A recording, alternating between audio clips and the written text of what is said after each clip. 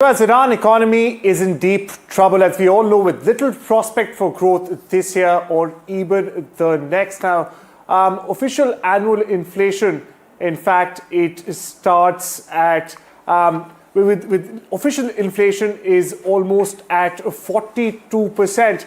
Now, this is a mixture of straight up economic losses, protests by the traders, the fabled bazaar traders, and of course the subsequent crackdown, in fact, by the Khamenei administration. So let's take you through what happened day after day, straight from the 28th of December, when these protests initially broke out at two of the very prominent markets in Tehran. And mind you, all of these visuals, viewers, we have for you correspond to the exact day and the events that took place on that very day. First and foremost, Riyal hit a record low of 1.45 million per one for every $1. What does this mean? This means that the value of $1 was equivalent to 1.45 million riyals.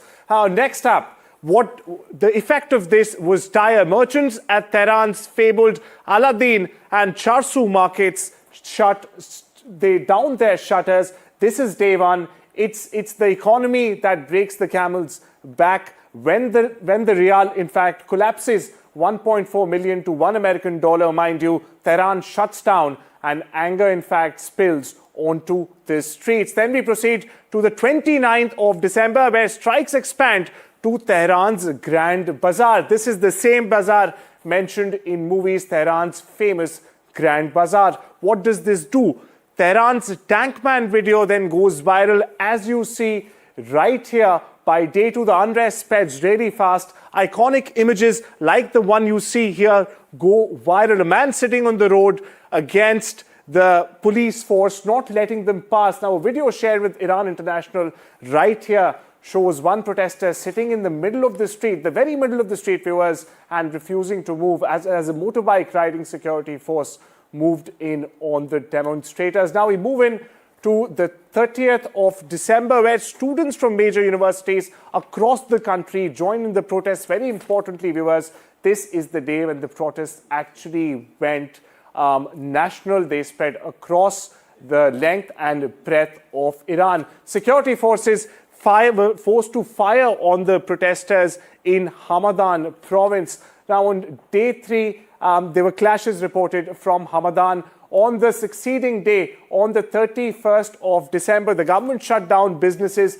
in 21 out of the 30-odd provinces in Iran. Now, the first fatalities were also confirmed in Fasa and Qutdash provinces. The government also closed businesses as the first fatalities were just confirmed. Come New Year, and Tehran's vegetable market workers now joined the strikes that were, in fact, initially limited to the Grand Bazaar and other markets. Not only this, but more fatalities, we are giving to learn, were also recorded on the first. You have it right here. Fatalities were reported in the Lodajan region. They were also reported from the Charmahal and the Bakhtiari provinces in southwestern Iran. Now, on the 3rd of January, viewers, Trump initially warns of US intervention. There's also a 35% drop in internet traffic due to constant power outages. Now, this is day 7. The crisis goes global and Iranians start losing access to the outside world. By the 6th of January, exiled Kurdish political groups start calling for a general strike. This is when the Iranian government actually promises a relief or a handout of $7 a month, which only makes things worse from them.